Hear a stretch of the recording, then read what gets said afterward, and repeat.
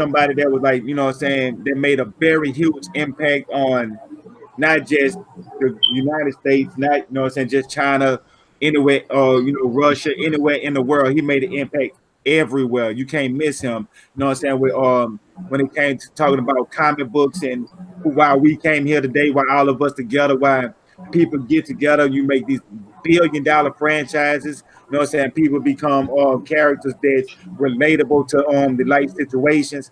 So I'm gonna start off with you, Chaos, because I ain't heard you say nothing in a minute. But you what was some of your greatest memories that you had of Stan Lee? Um, or as a matter of fact, craft that you love so much. Man, it's just that like as like a kid and stuff and just always looking up and like always imagining like a world of like heroes and stuff like all that most of that is thanks to him.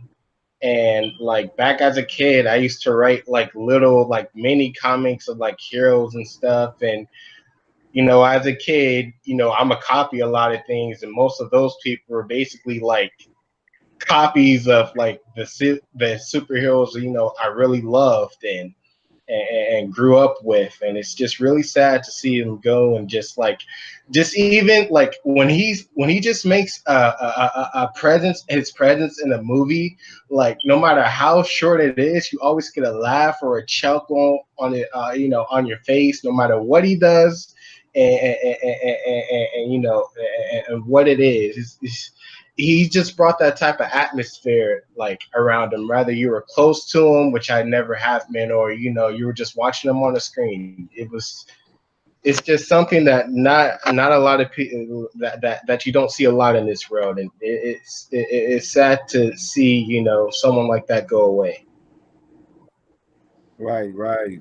So, Flip, what was some of your fondest memories of Stan Lee? Like, you know, an instance he might have did something that really, you know, what I'm saying, that stuck into your stuck because they're gonna stick with you for the rest of your life.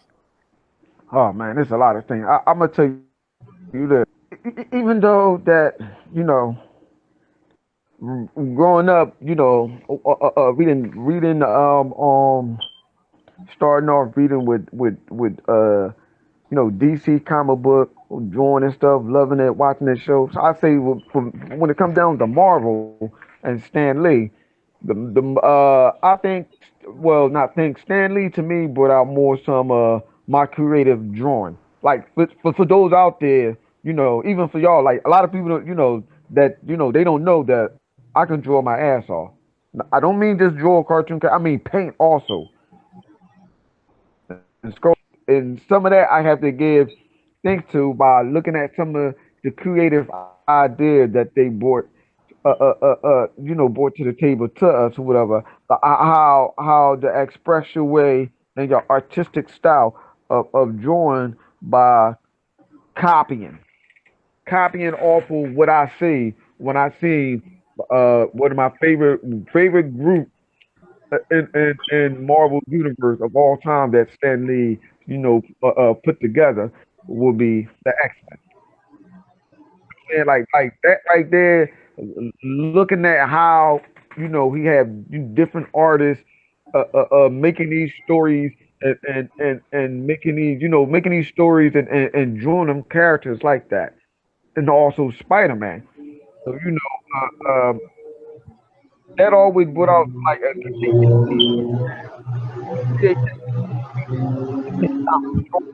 like idolizing them and looking at how they draw things and trying to imitate that style that they draw helped me develop a own style of I like that.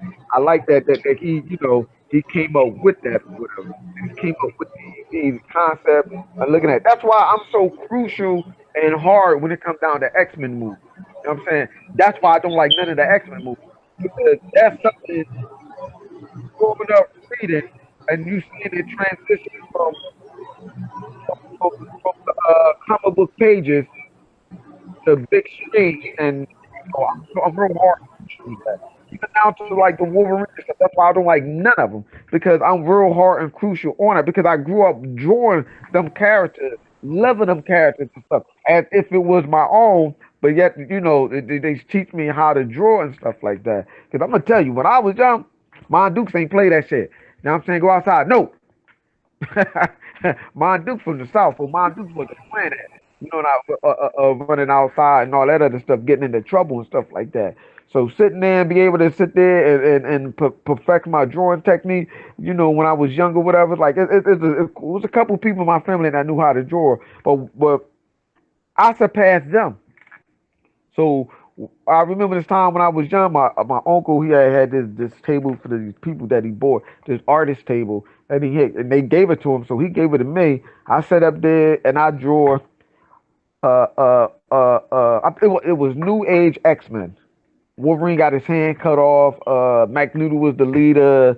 Cyclops was Oh some yeah, looking all that. Man, I drew that whole squad. Not only the fact that I was able to draw that and duplicate, make my own little style to it, it made me draw every other character for that. You know what I'm saying? And even adding on DC character stuff in the background and stuff like that. Like this big behind table and this paper and stuff like that. I had and I drew. I don't know what happened to it. I still don't know what happened to it. But this to sit up there and look at that right there give me fond and good memory of some of the characters that I mean, so that right there made me appreciate art more. I'm saying like you know what I'm saying? Like it made me respect the craft of art and stuff like that. hey, you ever seen Stan Lee when he had to do an interview? Like when there was, Yeah, I yeah, because hey, ain't gonna lie, that boy there, he cuts up because I mean one time they was asking him about DC, right? So while they was asking him Right. about DC, they was like, say Stan Lee, or what you think that DC could do to help make their movies better? You know, it was a little trick question. Thought he wasn't gonna answer. He was like, "Shit, put me in a cameo." I was like, "Man, Stan Lee has no cut." He was I like, seen that. I seen that. Yeah, I seen that. Yeah. But I would Yeah, have loved to see. that shit was funny. I would have loved to see. I was See, dead. that's the thing that people don't understand about these people that create these comic books characters and stuff, such as Stan Lee. Stan Lee had said this one time, that the creator that made Batman or whatever, so forth. He said he wish he was still alive.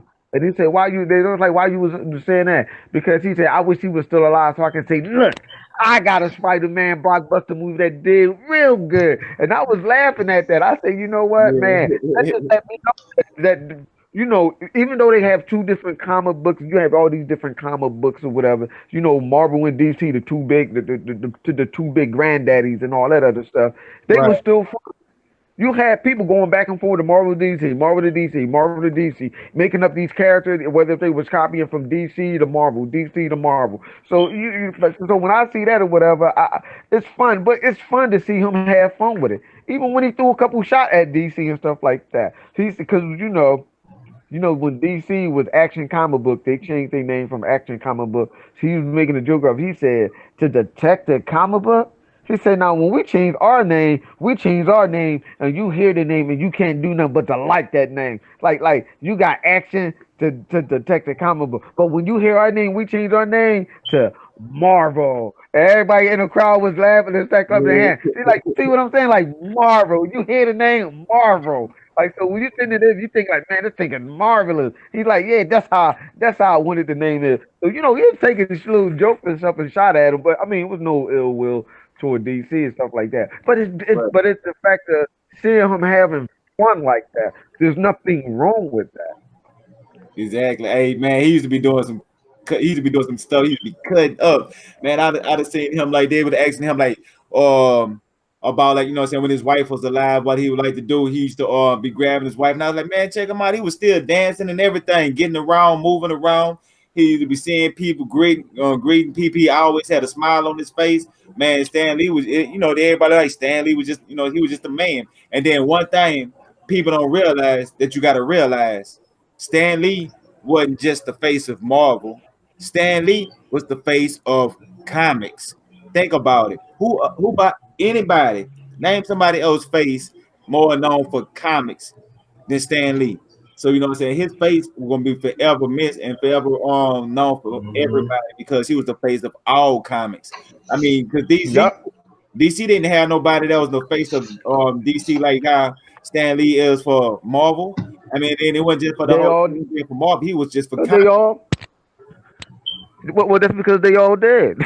I mean, Stan Lee is the last breed. He is the last breed of Marvel. He was No, the last of but the ancient he breed. might be the last dance of the breed, but he was out to me like always the face of comic book. Yeah.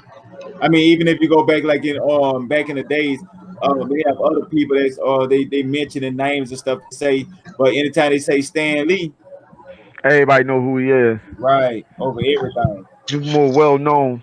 Right, right. Hey, uh, Him and Jack Kirby.